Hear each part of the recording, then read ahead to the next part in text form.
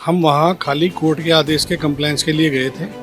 जो उपद्रवियों की भीड़ इकट्ठी हुई, इतने लोग थे यहाँ जो प्रभावशाली लोग हैं, यदि वो चाहते तो वो रुक सकते थे। एक आवाज पे उनके जब आ सकते हैं तो एक आवाज पे रुक नहीं सकते क्या?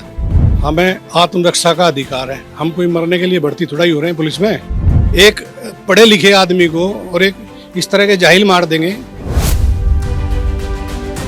ये बयान सीओ अनुज चौधरी का है, जो फिलहाल सोशल मीडिया पर जमकर वायरल हो रहा है। हिंसा के दौरान कहा जा रहा है कि सीओ अनुज चौधरी के पैर में गोली लगी थी, उन पर फायरिंग करने का आरोप है। बता दें कि वे पहलवान रहे हैं, उन्हें अर्जुन अवार्ड मिल चुका है। हालांकि सीओ का ये बयान कई तरह से चर्चा में है। एक पक्ष उनके बयान को साहसिक बताते हुए तारीफ कर रहा है, तो दूसरा पक्ष उनके शब्दों को लेकर उनकी कड़ी आलोचना कर रहा है। आपकी जानकारी के लिए बता दें कि सीओ संबल अनुज चौधरी की भर्ती परीक्षा पास करके नहीं, बल्कि उन्हें ये ओहदा खिलाड़ी होने के नाते मिला है। नोएडा में उन्होंने अपनी ट्रेनिंग की और यहीं उनको प्रमोशन मिल गया। अनुज चौधरी और विवादों का आपस में हमेशा गहरा नाता रहा है। ऐसा नहीं है कि संबल में ही पहली बार उन पर इस तरह के आरोप लग रहे हैं। वो जहां भी तैनात रहे हैं, उन पर मारपीट करने के भी आरोप लगते रहे हैं। उसके साथ साथ दबंगई दिखाने के भी उन पर आरोप लगे हैं। नोएडा में कई थानों में थाना प्रभारी के पद पर तैनात रहे। उनका रामपुर में आजम खान की गाड़ी रोकने का भी वीडियो जमकर वायरल हुआ था। हाल फिलहाल में वो उपद्रवियों को जाहिल कहकर बोलने के चलते सुर्खियों में हैं। तो वहीं दूसरी तरफ जमीयत उलमाए हिंद के अध्यक्ष मौलाना अरशद महमूद मदनी ने चीफ जस्टिस संजीव खन्ना को लेटर लिखा है। उन्होंने संबल मामले में दखल देने की मांग की है। उन्होंने कहा कि सर्वे के नाम पर समाज में नफरत फैलाई जा रही है, समाज में बंटवारा किया जा रहा है। मदनी ने लिखा कि 1991 के प्लेसेस ऑफ वर्शिप एक्ट के रहते धार्मिक स्थलों के सर्वे का आदेश अदालतें दे रही है, ये गलत है। जमीयत ने यह भी कहा है कि धार्मिक स्थलों के 1947 वाले स्वरूप को बनाए रखने की बात कहने वाले प्लेसेस ऑफ वर्शिप एक्ट को पूरी तरह से लागू होना चाहिए। इस बारे में जमीयत की याचिका सुप्रीम कोर्ट में लंबित है, लेकिन उस पर सुनवाई नहीं हो रही है।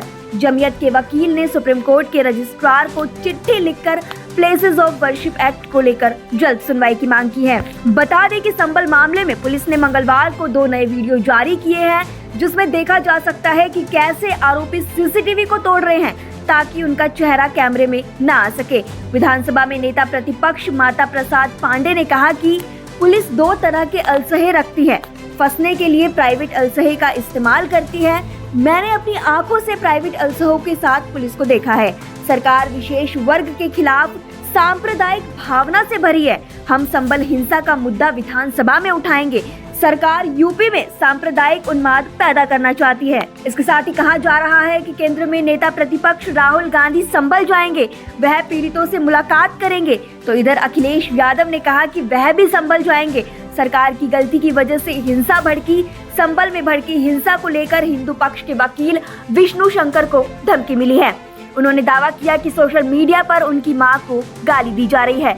जैन ने कहा कि मैं लड़ रहा हूं, लड़ता रहूंगा, जिसको जो धमकी देनी है देता रहे, मैं अपना काम करता रहूंगा। दरअसल यूपी के संबल में जामा मस्जिद के सर्वे को लेकर हुए बवाल में 4 लोगों की मौत हो गई है। कई पुलिस वाले घायल हो गए, गाड़ियों को आग के हवाले कर दिया गया। घटना के 3 दिन बाद अब हालात सामान्य होते हुए नजर आ रहे हैं। इस बीच पत्थरबाजी और उपद्रवियों की धरपकड़ जारी है। वहीं बवाल करने वाले पर योगी सरकार सख्त हो गई है। संबल के पत्थरबाजों और उपद्रवियों के पोस्टर सार्वजनिक स्थानों पर लगाए गए हैं। साथ ही इनसे नुकसान की वसूली भी होगी।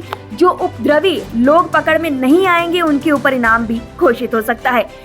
गौरतलब हो कि यूपी सरकार पहले ही उपद्रवियों अपराधियों के खिलाफ नुकसान की वसूली और पोस्टर का अध्यादेश जारी कर चुकी है। आपको बता दें कि संबल की शाही जामा मस्जिद के सर्वे के दौरान भड़की हिंसा मामले में एक और मजिस्ट्रियल जांच का आदेश हो गया है, तो दूसरी ओर पुलिस का एक्शन भी जारी है।